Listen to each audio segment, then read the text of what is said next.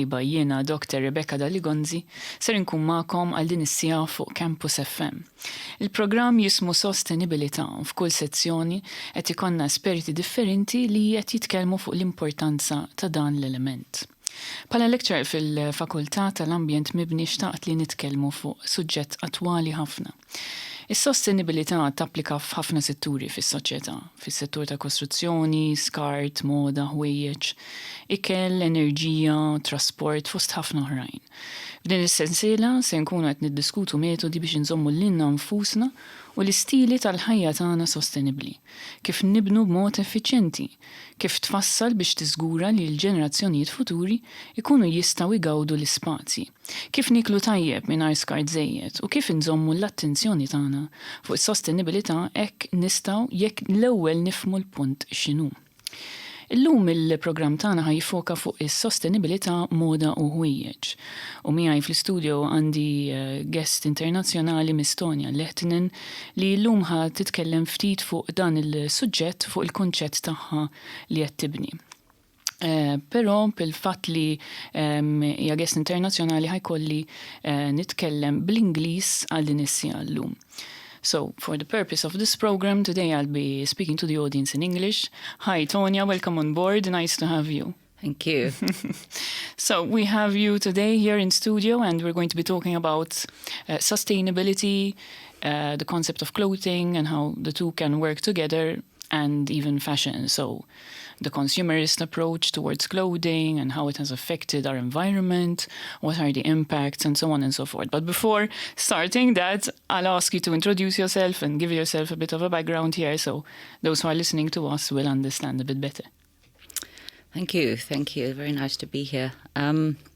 So I'm quite fresh in Malta. I've been here for 4 years, and actually the first time I came was in 1992 by yacht when I was young. And I've moved and settled here, and I run a small vintage and clothing shop called Vogue Exchange in Gozo, and I use that shop and the leverage I get from that shop to talk about fast fashion and its impact on the environment and social impact, and to educate people and inspire people and just open those kind of dialogues. Yes. In fact, the first time we met, it was really about an hour or 2 or 3 discussing inspiration, Yes. right? And the concept behind why we, first of all, love fashion so much. Like, I join you. I'll join you in that. But apart from that, what's happening behind the scenes?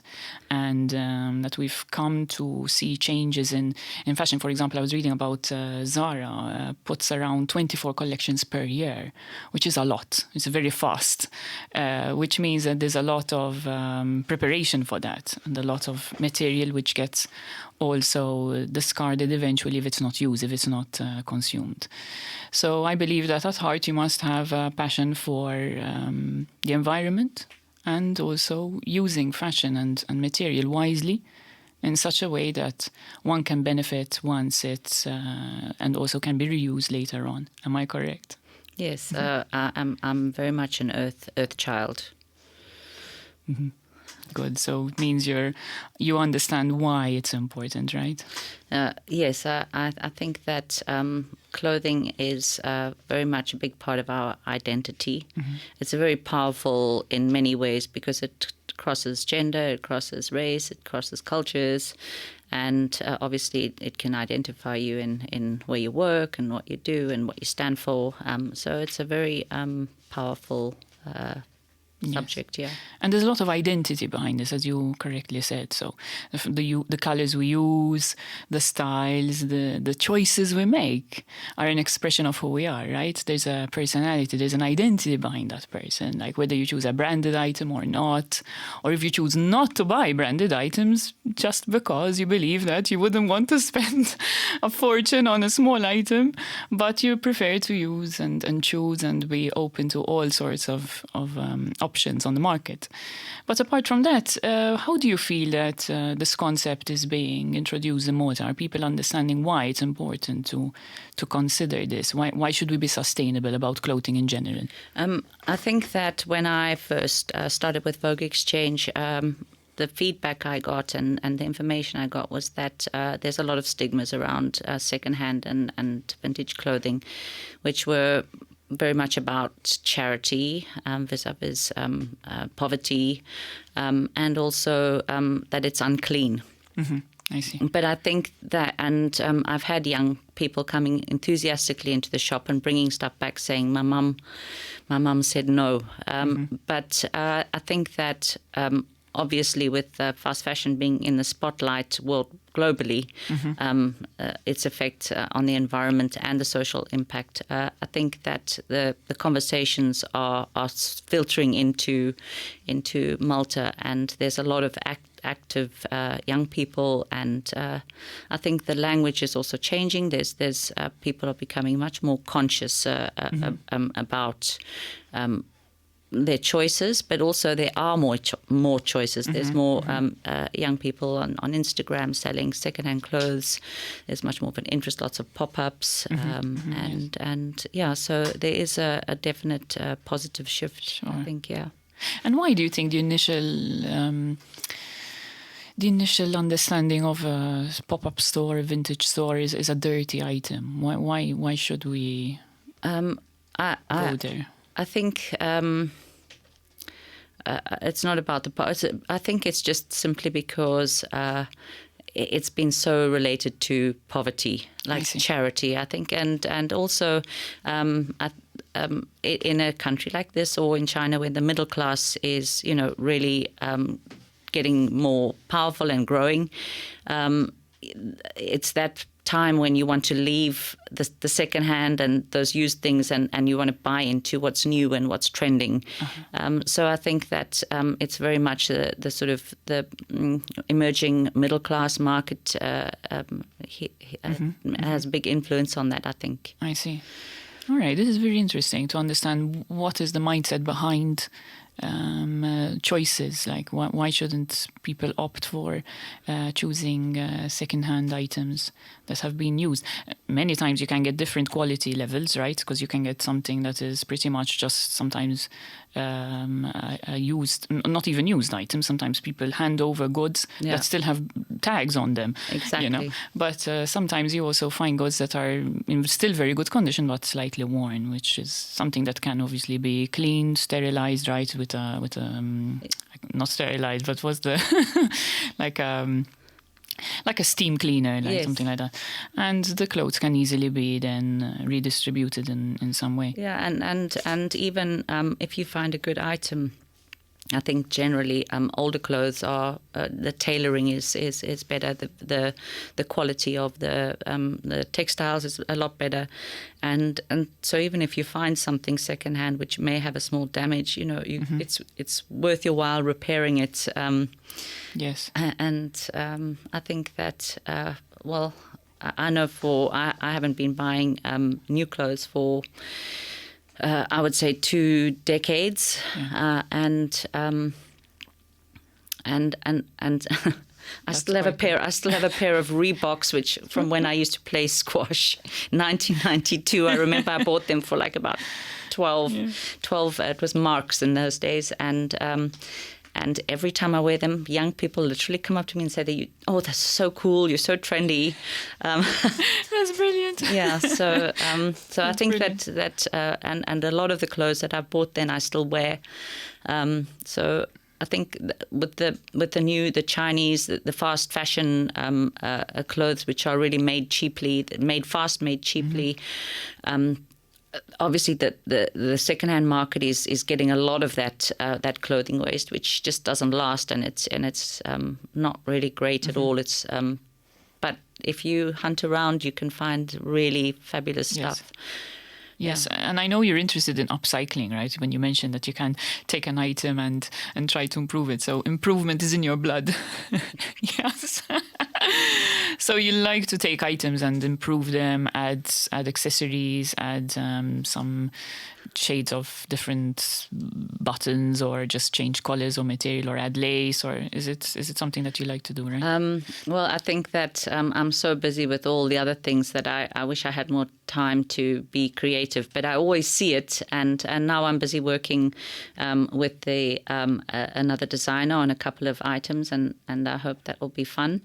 But I also invite interns to come and work at Vogue Exchange, and I've had some fabulous young people, which even with no proper training, they just have the inspiration and the eye, and they create really cool stuff. And I think that more and more people are starting to want to be more expressive about what they wear, and be more personal. So, with the fast fashion industry, they literally subscribe to you, they're pushing it down your throat all the time, and they take away that independence, and I think when people discover secondhand, they suddenly have this freedom of choosing something that they want to say. True. And I think it's really great. We should explain upcycling, however, what this is all about, because probably our listeners wouldn't know exactly what this means. Okay. So can you explain the process of upcycling and what happens there? Well, I think that the secondhand clothing industry has taken a lot of traction, and it's said to overtake fast fashion by 2030. So it's become a global sort of trend. But I think upcycling, which is the remaking and restructuring and recreating of existing items, it's on the runways now. Even big brands like all the fashion designers, Stella McCartney, Valentino, they are going back into their dead stock stuff, which they into their archives, and bringing out things and remaking them. And I think that this is the way forward. It's sort of almost post-sustainable, so that no new resources are being used at all. Sure. You just use what is already existing there and just modify it. Yes. Some shocking news, like fashion production makes up 10% of humanity's carbon emissions. Yeah, which is really, really substantial. I think it is. And it also dries up water sources and pollutes rivers and streams. And about that, washing some types of clothes sends thousands of plastic bits into the ocean. Yes, which is really, really. But I would like to talk a little bit about that. Yes, I think that. It's very hard to push numbers around, but we're talking about 100 million garments get made annually, and that's just a number. But if I ask you just to close your eyes for a minute and think about that sort of quantity, and then try to look beyond that and see, 20 million shoes are made, and when you start to dissect it a little bit, you think 20 million shoes. How many cows? Yeah. How many cows, and where are those cows? Who's feeding those cows? And you start to really think about it. It's hard just to look at a number and think that's a lot, but there's hundreds of millions of items going to landfill. Yeah. Yes. And just generally the fashion industry is very toxic environmentally, right from the growing of the cotton, or the sourcing of the viscose from rainforests, from trees from the rainforests, or from animals which they need pastures, and rainforests are being taken down to create those things. The water usage on the cotton. On the cotton plantations, and aside from being a very thirsty crop, cotton needs a lot of pesticides and fertilizers, and those seep into waterways and into underground waters. But because it's such a viable crop, many countries divert water systems to their cotton growing areas, and that leaves communities without water and Sure.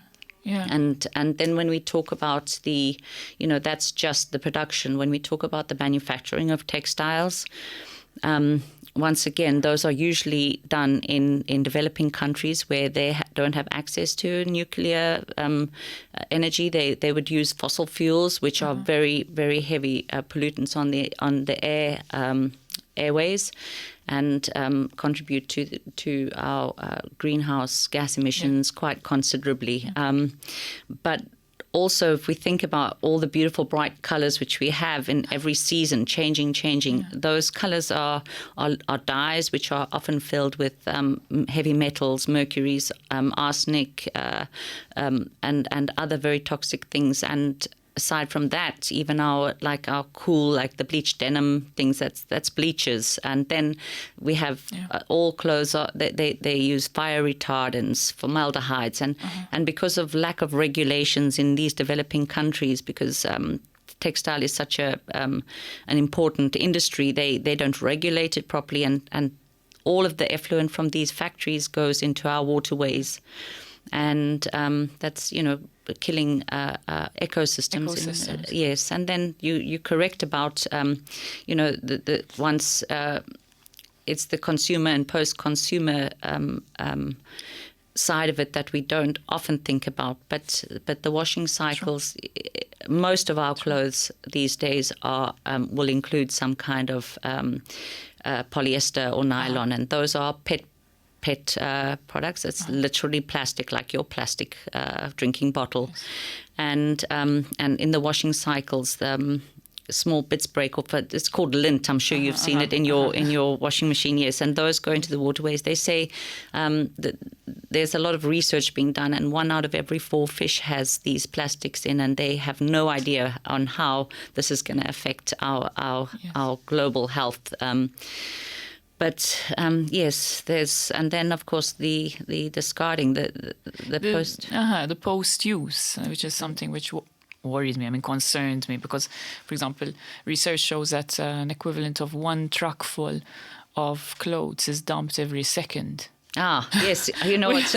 I actually, which is really concerning. Concerning. I wish you had a calculator there, but I was just thinking about that because I wanted to say it. And on the taxi here, I had a group of students from Agenzia Zaza, and they had their calculators out, and it's per second, a truck load is dumped. And then we kind of worked it out. That's 60 truckfuls a minute. That's 3,600 truckfuls per hour. That's 86,400 per day. So your mind just boggles, And just, I don't know, in today's context with so many environmental challenges that we're facing, with such global change that happens so fast. Looking at these numbers, that doesn't quite fit. It just doesn't fit. We're saying, listen, what are we doing to our ecosystems? What are we dumping? Why? Why are we doing this to ourselves? That's what I feel. That's the real question here. Because I think by real simple changes and understanding why the reuse of clothes can save people not just a lot of money and a lot of financial expenses, but also the environment from constantly raw materials being used and being, thrown back once this fast fashion is over. Because a trend sometimes lasts, let's face it, 3-6 months max, and that's it. You probably won't want to wear it again. But for trend followers. But I guess why should we look at the situation in that way and not try to find a solution to it? And there are solutions.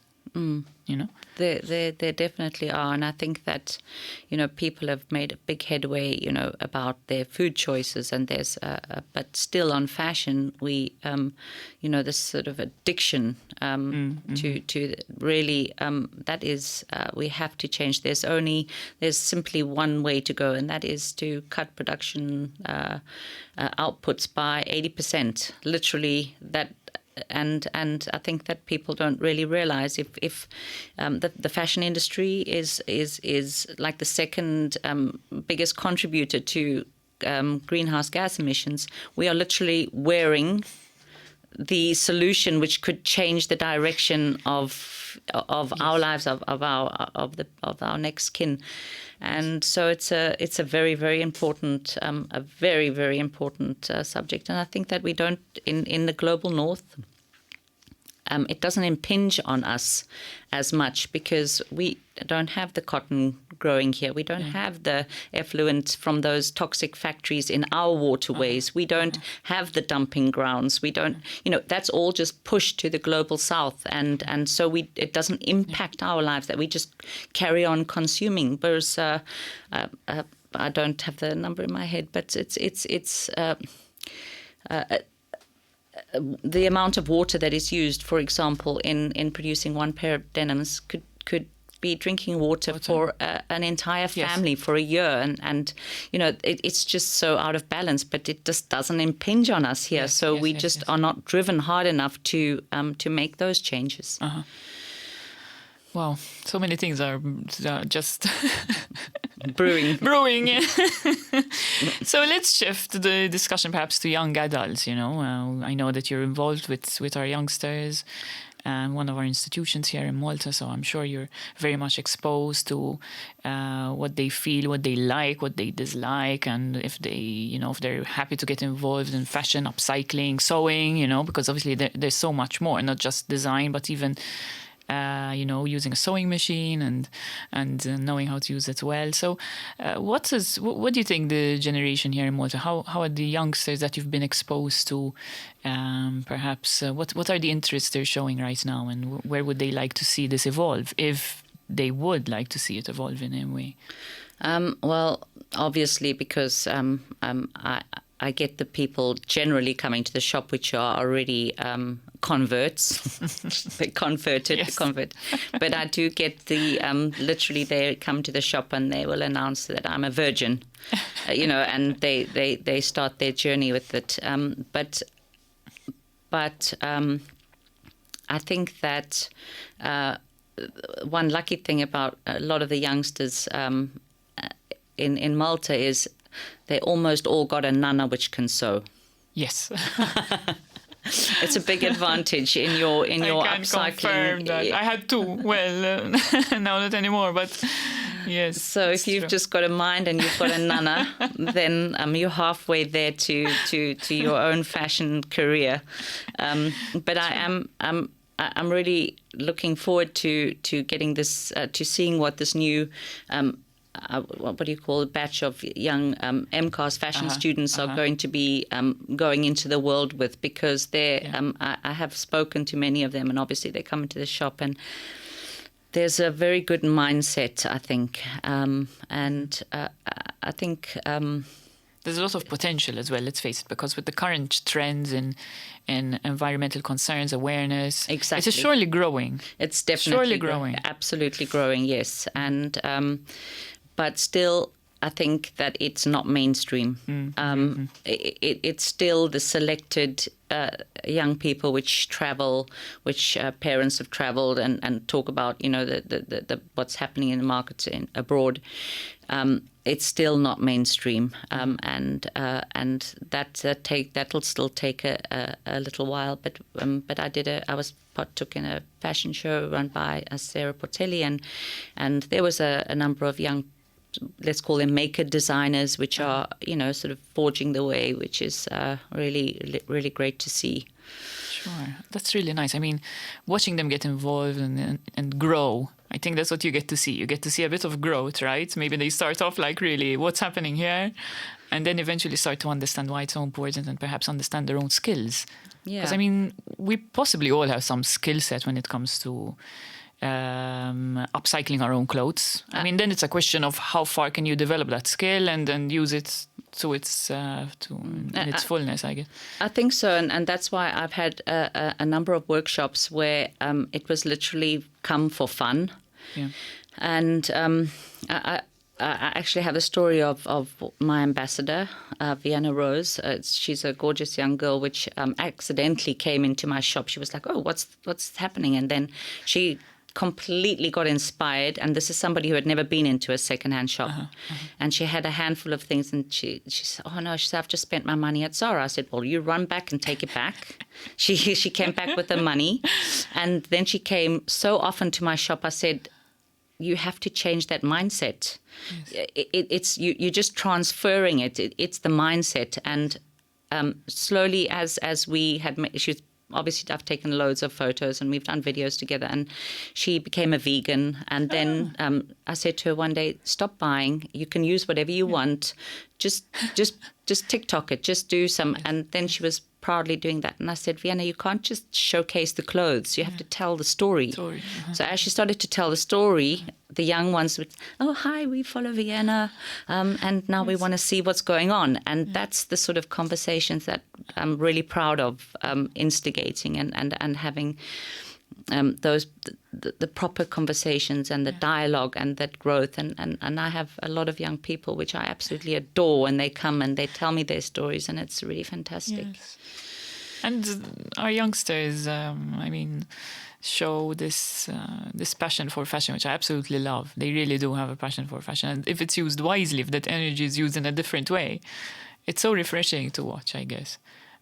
So, yes, I can really highly commend you for the work you're doing. And can you please talk to us a bit more about these workshops? So what happens in the workshop setting?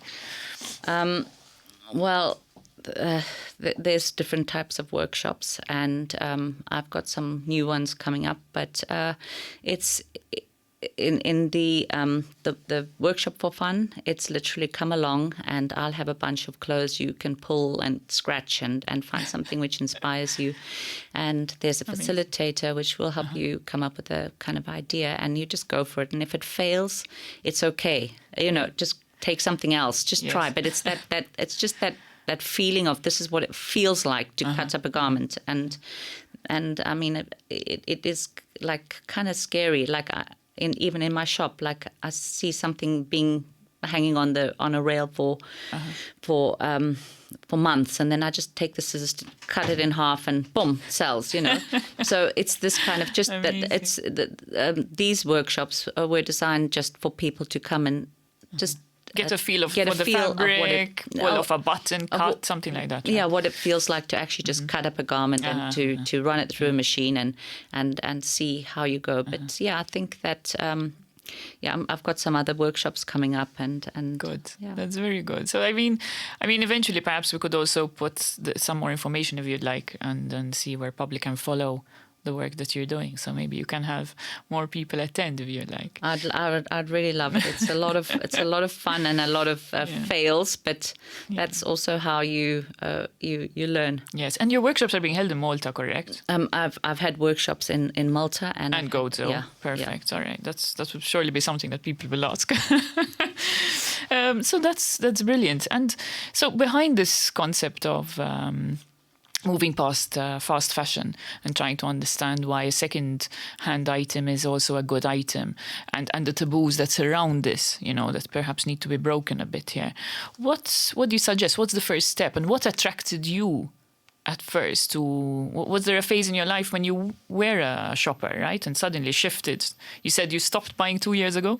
No, was it more than that? I don't know. I've been thrifting and dumpster diving since I was a teenager, and sometimes it was financial, and other times. But I think that I've always been especially when I was young, I was like super out there with my style, and why I loved to go, and why I think young people would like to go, because I think there's something so fun about finding something in yourself that you can show. And we forget that when we were young, when we were 3 and when we were 2, how we played the different roles. We would be the princess, and then we'd be the doctor, and how we used the clothes to tell different stories about ourselves, and how fun it was to dress up. And I think that the first step is if you're uncertain, just find a thrift shop, just find a secondhand shop, and go and play. Try things on. Try like, this is completely not my comfort zone, but let me see what it feels like to wear it. Yes, yes. And that just gives you an idea of how fun it is. And I think that's the first step, is to realize, first of all, that it's fun, and then you get also to really create. Yes. You get to be creative.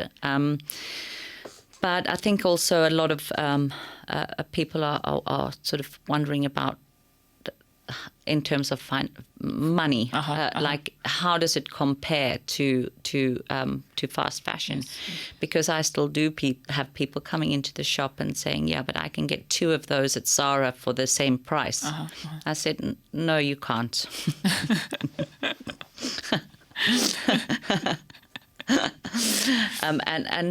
I said, like, then you go ahead and buy. And I think it is the thing is that when you start understanding a little bit about textiles, and you turn a garment around and have a look at the seams and how the seams, and is there zip and the quality of the buttons, and you start to understand a little bit about it. So something maybe half the price at Zara, or I keep on saying Zara, which is a bit unfair, but at a fast fashion house, you don't find good woolen.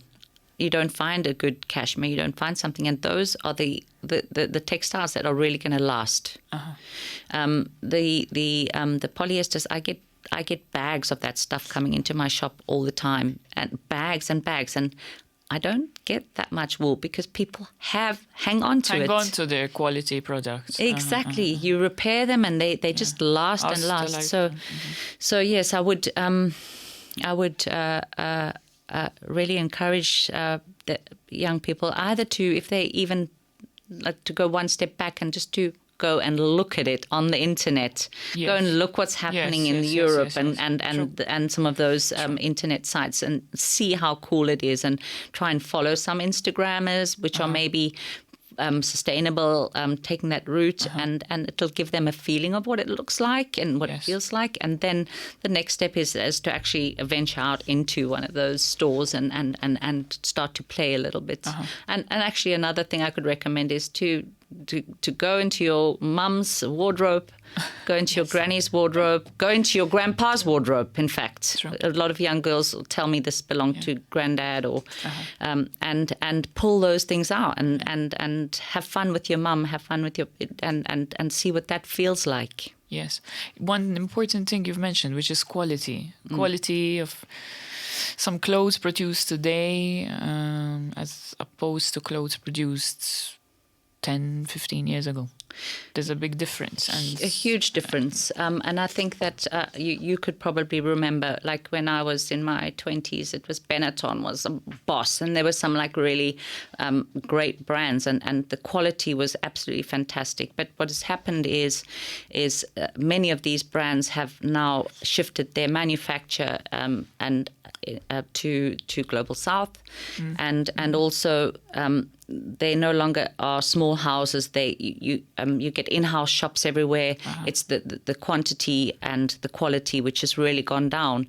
And even, for example, Burberry, whereas they used to produce that in Wales, and now it's produced in Global South. And there's still obviously the top labels, and then there's the general label. The general label. Yes, and people still don't get that, and they think if it's got Burberry, or if it's got Ralph Lauren on it, it's really great. But not. I get so much of the cheap Ralph Lauren, like house brands they call them. The quality is not much different to any of the other fast fashion brands. You really are going to pay a lot of money if you're going to go to the select stores or their flagship stores to get the real product. So, I think that... So I think what you were saying before, the lesson of understanding, checking the seams, the textile, what's inside, lining, buttons, this is something that would benefit everyone. Yes, definitely. Yeah, definitely. And if you like, I've got clothes which are literally 20 years old, and okay, maybe they are a little bit worn, but I still love them. I still love wearing them, and the condition is good. Yes. But it keeps me warm. It's got a small hole in it. I'm sure we all have. I think all the listeners have an item in their closet that they love and live in and do everything in this one and I'm sure we all have that. So I think it's quite interesting to understand that there's a whole cycle in clothes. So apart from the normal cycle that we know, so there's a designer, materials are chosen and then selected, and then the selection process, and there's fitting, cutting, and so on. There's a model and so on. So not just that cycle, but the cycle that goes on behind big shopping houses, where you can understand where these products are coming from and who is producing and where are they being produced. So there's a geographical understanding. There is a community behind that production, and who's benefiting and who's not benefiting, and I think, so there's a big discussion that I think we really should take, especially now. I think that this is something which a lot of young people are becoming quite outspoken about many things, like women's rights, animals' rights, and I think that if you are having those discussions, you need to look a little bit deeper, because the fashion industry are constantly chasing the cheaper labor, and usually those countries where those are produced don't have union rights.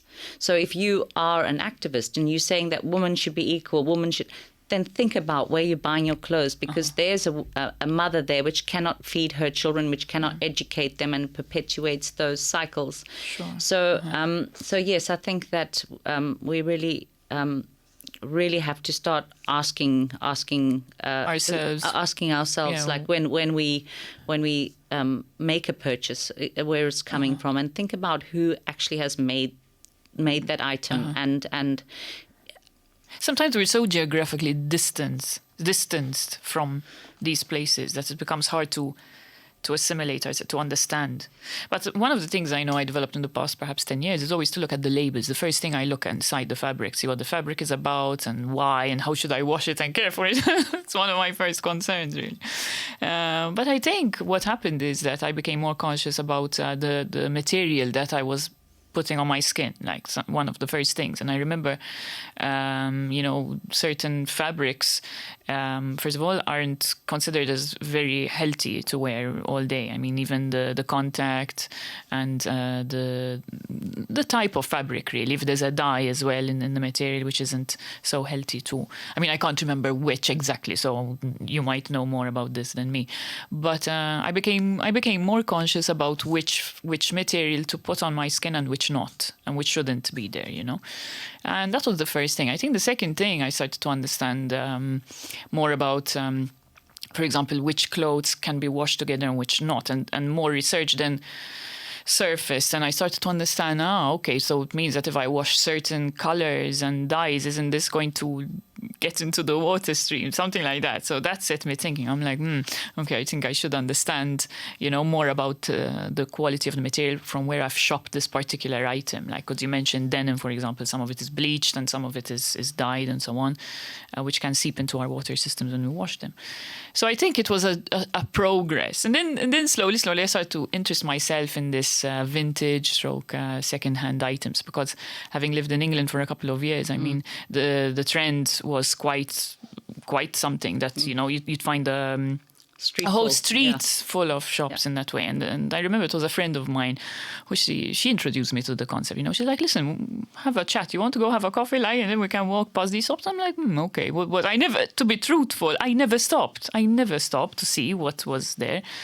But I remember the first time, walking through, I mean, they had a good standard, and they kept the shop spotless, and it was they had a really pretty shop window with some trendy items, I would say.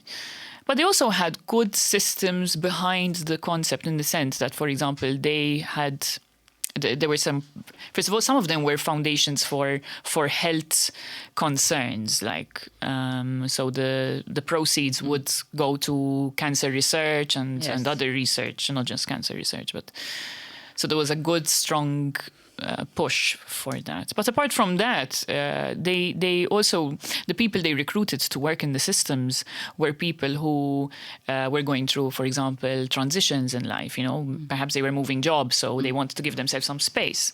Or even youngsters who had just finished graduation and they were going to start a job, but sometimes, you know, you take some time off before you figure out where you want to go.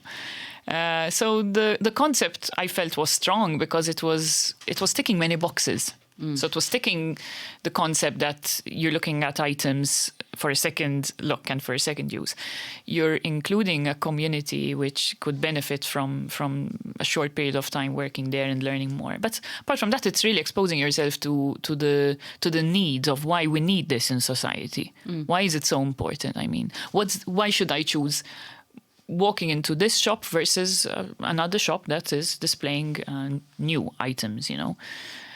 And I think one of the things that struck me most is I've had some great friends in life, different ages and different groups. And I've had some friends of mine who, you know, you tell them, listen, my goodness, this thing has broken down. Okay, let's try fix it. So there was always a concept that I'd like to fix it first. And perhaps the question is, has this idea been transferred to younger generations? I mean, to me, it hasn't, I can tell you. I don't know what happens along the way. It did not. But apart from these close friends of mine whose first call is, okay, let's fix it rather than let's replace it, it's very much, I think, the driving force behind the bigger concept of fashion, gadgets, and so many other things. Like, because then you can take it to other dimensions, to other products. You know what I mean?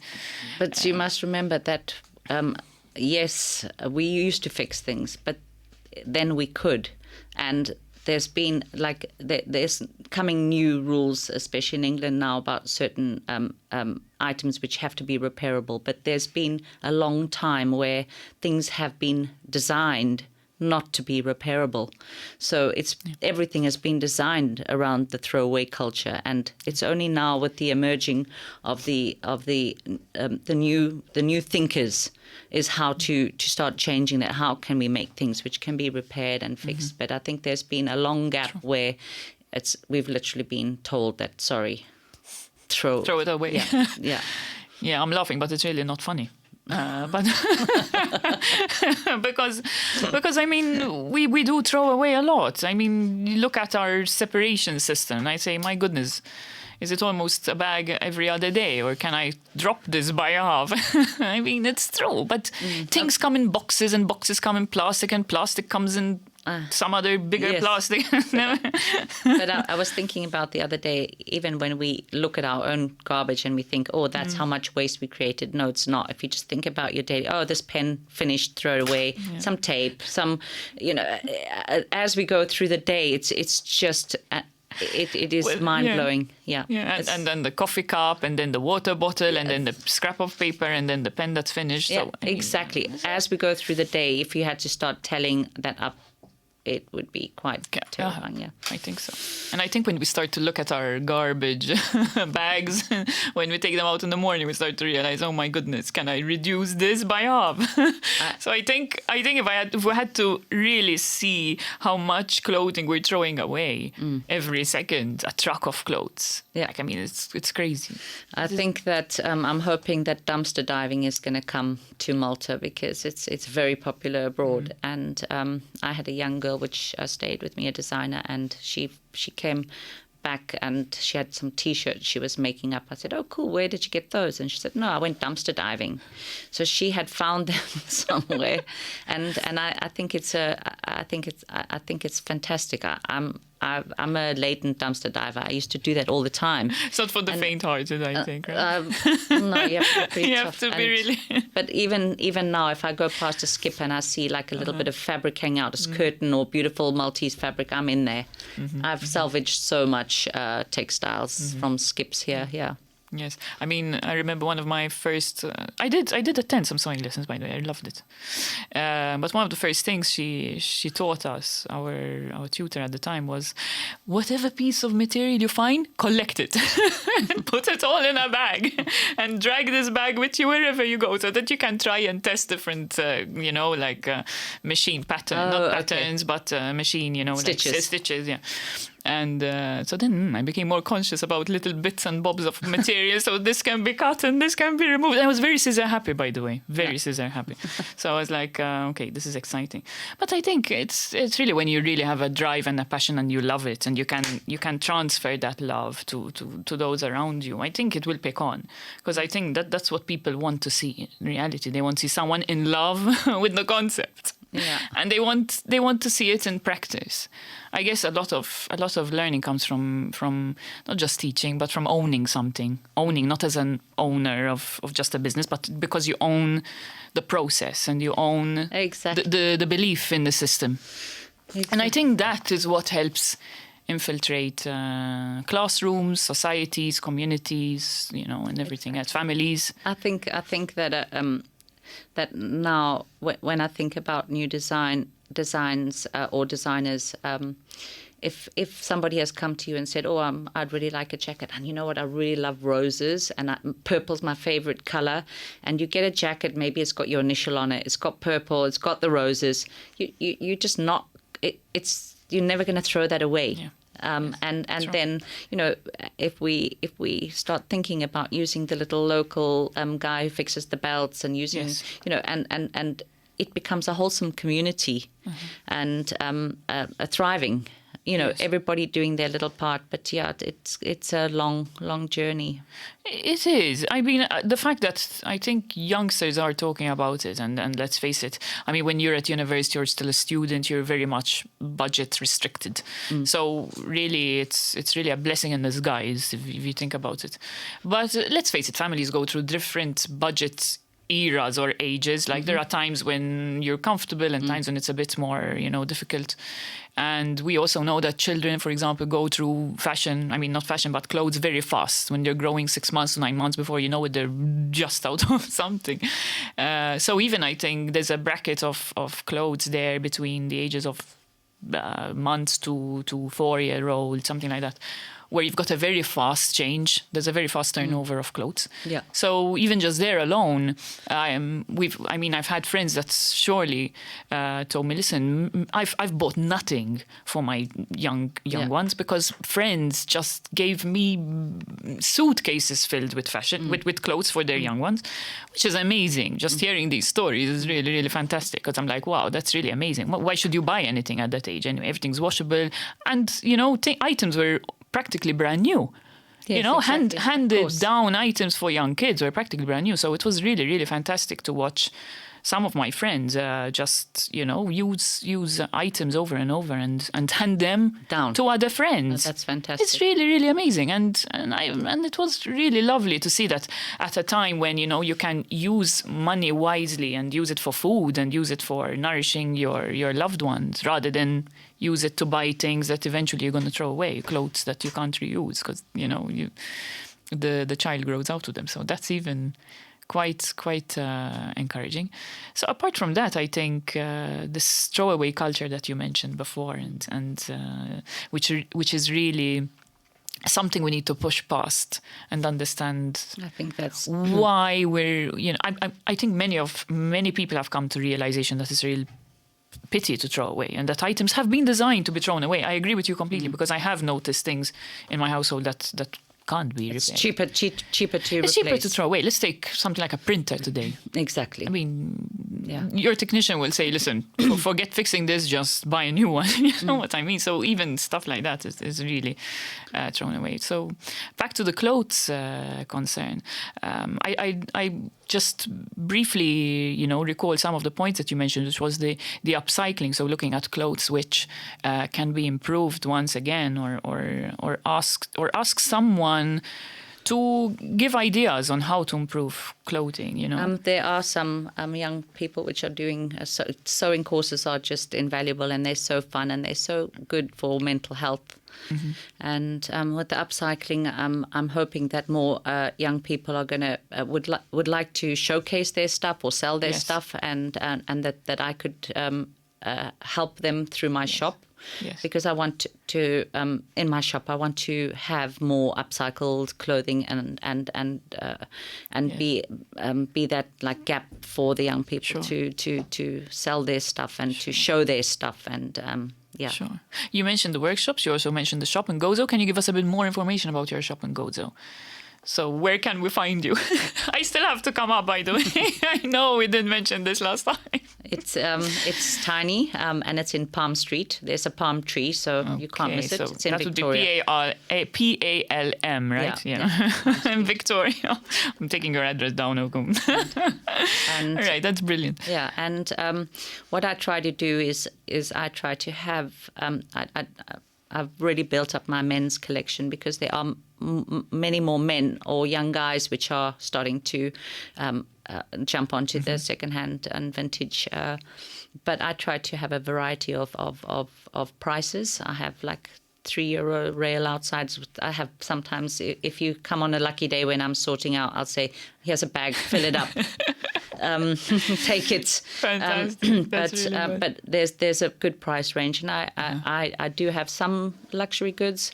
That's not my main thing, but I get some really good things, and so it's a full price range. Brilliant. And you also mentioned Instagram. So for using Instagram to follow some key people who really believe in the concept, because I think, as we said before, like-minded people draw other like-minded people. Yes. And the concept, as you're saying, which is also something which can help others understand why. Like, so it really ties in perfectly with the workshop concept, I feel, where people can first experience the clothes, the fabrics, try, cut, test, tear things apart and rebuild and try and see. Because some people might actually have a career, a talent there. That's it. Exactly. That's it. And I've seen young people without any learned skills. It's make really incredible stuff. Amazing. And I think that also, it's worthwhile for young people. They can jump on activist groups like the OR Foundation, Fashion Revolution. There's hundreds of these, and they're doing really good work. Thread Up, and to really find out what's going on and what the conversations are, and where the fights are. And like if you're a feisty one, jump on one of the yes. The activist groups and get cracking. So Fashion Revolution Week is coming up soon, and Fashion Revolution Malta is going to. I'm on their team, and we're going to be having some action, and we're inviting everybody to join. There's a lot. Wow. There's a lot to take in. And the fact that I'm really happy to have had you here, because we can, speak about this, and you've brought your experience to the table as well, and possibly experience that you've mastered internationally and brought to Malta. Your shop is called Vogue Exchange, right? That's in Gozo, so now we know where that is too, so we can all come and find you. We're very happy to also have hosted you and explain to us a bit about the workshops that you're hosting here with the young ones. And possibly, perhaps, even at university, it would be nice to see some more of this activity take place.